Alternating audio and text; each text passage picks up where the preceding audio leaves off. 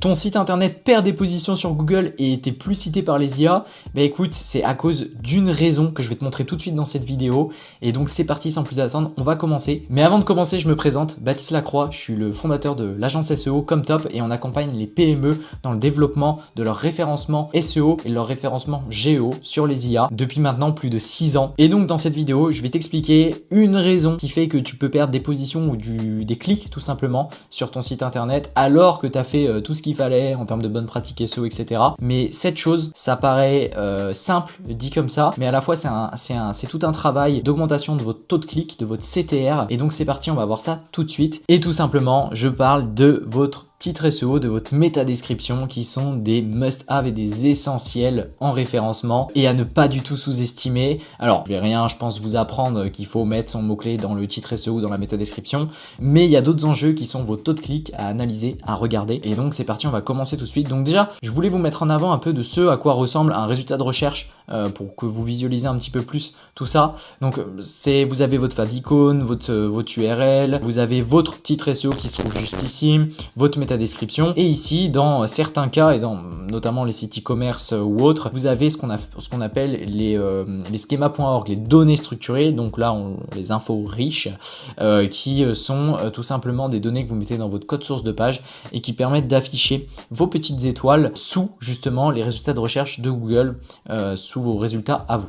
Voilà, vous avez aussi l'adresse de la page, etc., etc. Vous avez tout. Donc ça ressemble à ça. Tout le monde est familier avec ça, vous connaissez tout ça. Maintenant, malgré que ça, vous avez mis votre mot-clé, vous avez tout optimisé, mais malgré ça, vous n'avez pas de résultat. Enfin, vous perdez en position surtout et vous êtes beaucoup moins cité par les IA. Pour résoudre ça, super simple, déjà dans un premier temps, on va essayer de comprendre comment ça se décompose. Comment est-ce qu'on arrive à ce résultat-là qui est assez visuel, que vous voyez tous dans les petits liens bleus de Google. Ça passe justement par tout simplement votre titre SEO qui se représente comme ça dans votre code source de votre page, votre métadescription et les méta-robots. Les méta-robots, eux, c'est ceux où vous allez mettre si votre page doit être en index ou en no-index. Est-ce que je décide de l'indexer ou est-ce que je ne décide pas de l'indexer? Je le matérialisais par votre enseigne, ce que Google affiche en gros, votre titre juste là. Ensuite, le pitch juste en dessous, la métadescription, c'est un peu votre pitch de vente. Elle doit comprendre votre mot-clé, comme pour le titre en haut, mais c'est elle qui va donner l'envie de cliquer en général aux utilisateurs. Et on a le panneau d'entrée, donc là par contre, les méta-robots qu'on retrouve, c'est purement dans le code source de votre page, mais on ne le retrouve pas juste ici. Mais par contre, si attention, vous configurez mal ces méta-robots-là, vous ne serez pas sur les SERP de Google, donc sur les petits liens bleus de Google. Donc c'est important, tout ça va ensemble, c'est super important. Ici, du coup, j'ai pris deux exemples, voilà, qu'on peut retrouver juste là. Donc on a un exemple avec un titre SEO qui est long. Et donc comme on peut le voir, un titre SEO, ça doit toujours être compris en dessous de 60 caractères en général. Pourquoi ? Parce que tout simplement, s'il est trop long, Google, il va vous le cropper, il va vous le réduire en taille. Et vous n'aurez pas votre titre entièrement affiché correctement juste ici. Et ça, c'est problématique. Et donc, un bon titre bien optimisé, il est toujours en dessous de 60 caractères. Attention, moi en général, ce que je conseille, c'est d'être entre 50 et 60 caractères pour un titre SEO optimisé et éviter justement d'être en dessous de 50 caractères, sinon il sera trop court aussi. Il faut trouver vraiment l'entre-deux. Donc là, vous avez vraiment visuellement avant-après sur un titre SEO, comment est-ce que vous faites. Donc, en général, ce qu'on recommande comme pattern et comme framework, c'est votre mot-clé principal, pourquoi cliquer, et le nom de votre marque. Hyper important, donc le mot-clé au début, chaque page doit avoir un titre unique, parce que sinon vous allez avoir des problèmes de duplication de contenu. Google peut mal comprendre certaines pages et ne saura pas laquelle il faut positionner plus haut que l'autre. Voilà, sinon vos pages elles vont se battre entre elles. Et il faut quelque chose qui attire l'œil, qui donne envie, livraison 24 heures. Alors dans le cadre d'un e-commerce, ça peut être, vous êtes artisan, vous êtes une belle PME, vous faites de la pompe à chaleur, traitement de mérule, panneau photovoltaïque, je sais pas moi, ça peut être devis en 24 heures, il faut inciter au clic en fait. Comme on dit, attirer l'œil avec des petites intros punchy et du wording punchy. Ensuite, on a la métadescription. Alors là, la métadescription, donc ça y est, on a travaillé notre titre SEO, c'est bon. Moins de 60 caractères, minimum 50, on est bon. Ensuite, on a la métadescription. Et en général, je dis entre 145 et 160 caractères. Voilà, comme ça, elle n'est pas trop longue, votre métadescription, et elle n'est pas trop courte aussi. Hyper important, donc un petit avant-après aussi. Là, vous avez une métadescription qui n'est pas du tout optimisée. Notre site propose des chaussures de sport pour tous. Ah, super. Trouvez vos chaussures parmi plus de 500 modèles, livraison 24 24 heures offertes, retour gratuit 30 jours, note 2, machin, sur ton avis, sur, voilà. Et en dessous, on a un petit badge, avis, etc. qui vient via des données structurées qu'on met sur le site internet dans le code source, mais c'est pas l'objet de cette vidéo-là. Ça sera sûrement celui d'une autre vidéo. Donc voilà, des petits leviers en bas, des petits tips, etc., avec des leviers concrets, des chiffres concrets. Voilà, Google aussi réécrit souvent vos titres. Alors, soyez pas inquiets, si Google réécrit votre titre SEO, bah parfois vous pourrez rien y faire. C'est lui qui va décider qu'est-ce qu'il va afficher. Mais en général, c'est quand même un indicateur que si il le réécrit, c'est que le titre est pas si optimisé que ça. Mais bon, il y a des exceptions comme quoi Google ne lâche pas l'affaire, qu'il veut réécrire votre titre. Donc voilà, vous n'aurez pas le choix aussi. Mais à checker quand même, voir si Google réécrit ou non votre titre, hyper important. Donc là, on est vraiment sur des arguments en fait qui mélangent le SEO et la vente aussi, le sales derrière. On doit inciter à l'action, augmenter votre taux de clic pour que les gens vous choisissent plus qu'un autre. Et petit point important, plus votre taux de clic est élevé, plus ça va vous permettre et donne des indicateurs à Google comme quoi votre site internet, il faut le mettre en avant et donc c'est intéressant et qui va vous remonter dans les moteurs de recherche. Plus vous avez un taux de clic élevé, plus vous allez remonter dans les moteurs de recherche. Ça fait partie des caractéristiques que Google recherche aussi. Il y a plein d'autres choses. Google, il souhaite regarder aussi votre taux de rebond. Est-ce que les gens restent longtemps sur la page sur laquelle ils ont cliqué? Il analyse beaucoup d'autres indicateurs. Mais c'est un indicateur hyper important. Celui-ci est un indicateur hyper important. Ensuite, les méta-robots, donc là je vais moins m'éterniser là-dessus parce que pareil on rentre dans du technique et dans des précédentes vidéos déjà je vous ai assez saoulé je pense avec tout ça. C'est ce que je disais un peu plus haut, c'est que les méta-robots, il faut que votre page que vous souhaitiez positionner sur Google, elle ait bien les balises index. Pourquoi? Je vais donner quelques petits exemples juste ici. C'est quoi ces instructions? Qu'est-ce que ça veut dire concrètement? Je vous l'ai mis juste là. Index, non index, vous montrez, vous autorisez à Google à montrer la page ou alors à la cacher. Follow, no follow, vous autorisez les robots à suivre ou non les liens. Donc voilà, après il y a d'autres configurations possibles et éléments à mettre dans vos méta-robots, mais déjà les deux must-have, c'est ceux-là. Donc comme on peut le voir, index et follow. Une page que vous souhaitez référencer, etc., elle doit avoir ces deux petites balises là. Vous devez voir ça dans votre code source. Si vous faites afficher le code source de la page sur une de vos pages stratégiques, vous devez retrouver ça dans votre code source. Voilà, super important. Et les pages à cacher de Google, donc les mettre en no index, que ce soit pas indexable, c'est tout ce qui va être panier, checkout, l'espace client, les pages de remerciement, ce que vous avez aussi en dev. Si vous avez un site de dev pour faire des tests et qu'à côté vous avez votre site de prod, bien sûr qu'il faut que ce soit pas indexable. Les recherches internes aussi, parce que sinon voilà tous les problèmes que ça peut vous engendrer avec des URL infinies, des variantes aussi d'URL qui peuvent gaspiller du budget crawl, notamment dans le cadre de site e-commerce où il y a des variantes de couleurs, de taille, etc., ça va générer des URL et ça c'est problématique. Donc faire très attention à ça. Alors du coup c'est ce que je disais un peu plus tôt, mais pourquoi est-ce que c'est important de bien l'écrire tout ça? Je vous ai préparé une petite slide aussi ici parce que vous pouvez faire alors là je le mets ici, mais un x2, x3, x4 dans votre trafic juste en changeant votre wording, votre copywriting, votre incitation au clic et à l'achat, à la consommation de votre contenu et de votre page, juste en changeant des éléments comme ce qu'on a pu voir en haut. Donc il y a beaucoup d'A/B testing à faire, du moins il faut que ces éléments vous le preniez en compte, c'est hyper important. L'enjeu de nos jours, c'est pas juste de mettre les mots-clés dans des titres ou dans des descriptions ou dans votre contenu SEO, c'est vraiment l'expérience que vous allez apporter et l'envie que vous allez donner aux gens de cliquer sur votre page. Puis après en effet, vous avez toute la partie conversion sur votre site internet et également expérience utilisateur, etc. Et donc, je me le suis mis juste ici pour pas oublier de vous le dire, mais en fait, grosso modo, parfois, vous allez être tenté de dire, putain, mon contenu que j'ai fait, il marche pas, il rentre pas, etc. Mais en réalité, parfois, c'est juste votre titre qui est pas du tout optimisé, vous avez juste mis le mot-clé, etc. Et ça peut vraiment changer la donne. Alors, surtout dans le cadre de requêtes informationnelles, de mots-clés qui sont peu concurrentiels. Vous avez un coup à jouer. Sur des requêtes plus concurrentielles, ça va être un petit peu plus dur en général. Il va y avoir une qualité de contenu aussi à avoir sur votre site, maillage interne, etc.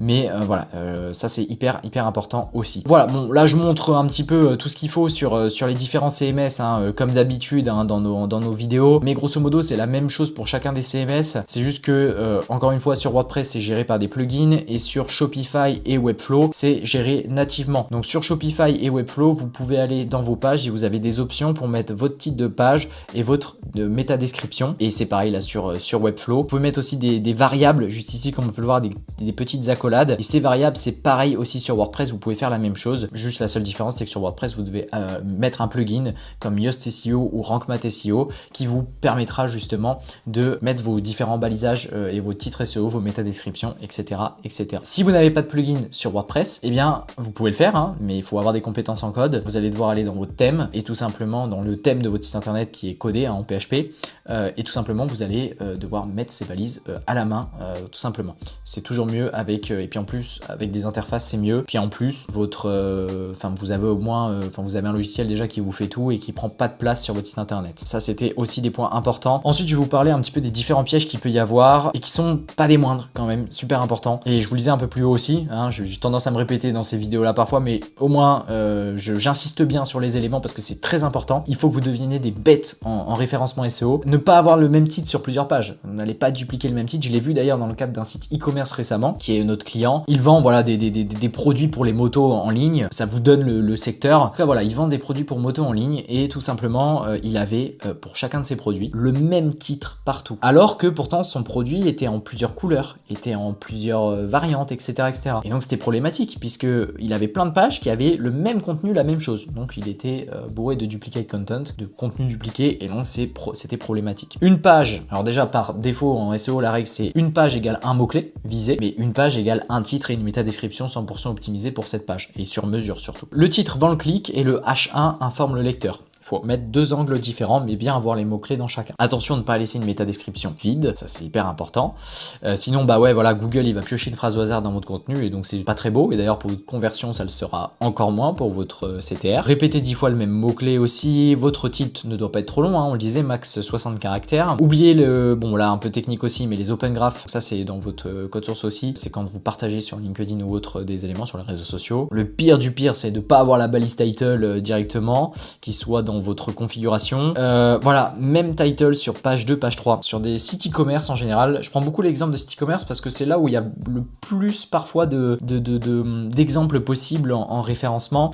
Vous allez avoir parfois, notamment dans le cadre de sites WordPress, les sites WordPress et WooCommerce notamment, vont générer des paginations pour classer les produits, etc. Et automatiquement, ça va générer ça. Mais du coup, ce qui se passe, c'est que ça va vous faire aussi du coup des pages qui vont se dupliquer. Donc faire très attention à ça parce que sinon, ça va faire une cannibalisation automatique de votre contenu. Et ça va être problématique et vous allez perdre des positions et voilà, pas développer votre SEO. Pas de marque en fin de title, ça rajoute un signal de crédibilité. Je sais qu'il y a des teams qui sont pour et contre ce sujet-là. Moi, j'aime bien faire comme ça. Par contre, lorsque je n'ai plus assez de place parce que le mot-clé est un peu trop long ou autre et que du coup, j'ai plus assez de place pour faire un bon titre SEO, je vais retirer la marque quand même. Mais parfois, en général, j'essaye de faire en sorte de mettre le plus possible la marque de mon client. Très attention à ça, même si parfois, alors pareil aussi, parfois c'est la marque du client qui peut être très longue. Et donc du coup, bref, ça complique un peu la chose. Ouais, alors aussi faire attention à pas être en mode putaclic avec un titre qui va surpromettre quelque chose et qui est faux d'ailleurs, hein, ça peut être voilà. Et de toute façon, voilà, je le mets juste là, c'est qu'un utilisateur qui est déçu, il va vite repartir. Donc là, grosso modo, Google, il va prendre cet indicateur là, il le capte, hein, Google, combien de temps un utilisateur reste, etc.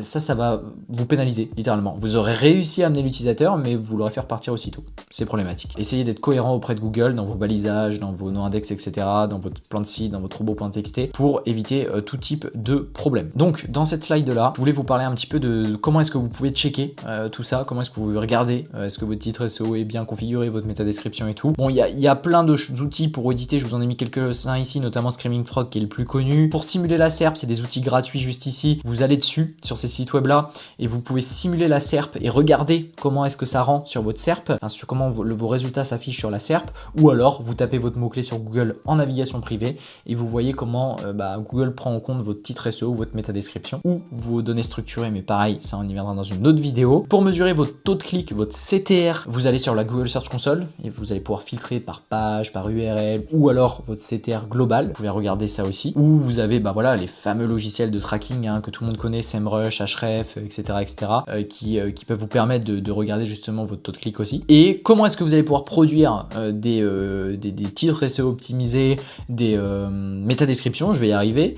Allez sur Claude, ChatGPT, Gemini, voilà, aussi simple que ça. J'ai mis d'autres outils que j'avais utilisés par le passé. Ça sert plus à rien, honnêtement. Enfin, perso, je suis pas de cette team-là. Allez dessus, mettez vos directives, hein. Max 60 caractères, minimum 50 pour le titre, max 160 caractères pour la métadescription. Voilà. Et en fait, ils vont vous faire déjà un travail qui sera très bien et vous allez pouvoir itérer, lui demander des variantes et vous allez pouvoir sélectionner ce qu'il y a de mieux aussi. Vous lui donnez le pattern qu'on a vu au début de cette vidéo-là, qu'on montre juste ici, le pattern, ici, la formule qui marche juste ici, le petit framework. Vous pouvez lui donner ce framework là tout simplement avec ces indications qui vont vous permettre justement de lui donner tout ce qu'il faut pour qu'il vous génère des titres et des métadescriptions optimisées quoi. Donc je vous affiche ici la petite checklist de fin qui vous permet de vérifier tout ce qu'on a répété au cours de cette vidéo. Title unique, max 60 caractères pour ce qui est de la métadescription, 60 caractères maximum pour le titre. Voilà, déjà avec tout ça vous allez être bien, vous suivez le framework plus haut et puis vous vérifiez que Google le prend bien en compte sur le long terme, qu'il ne réécrit pas vos titres. Et encore une fois, la réécriture des titres, prenez-le avec des pincettes, parfois vous pourrez rien y faire, c'est comme ça, mais voilà. Donc si vous aussi vous avez une problématique de chute de position, parfois ça se joue à pas grand chose comme vous avez pu le voir dans cette vidéo, et si jamais vous souhaitez déléguer votre SEO, on a un accompagnement spécialisé et on serait ravi d'en discuter avec vous et de vous aider là-dessus. Donc j'espère que ces explications et ces solutions vous auront aidé et je vous dis à une prochaine vidéo.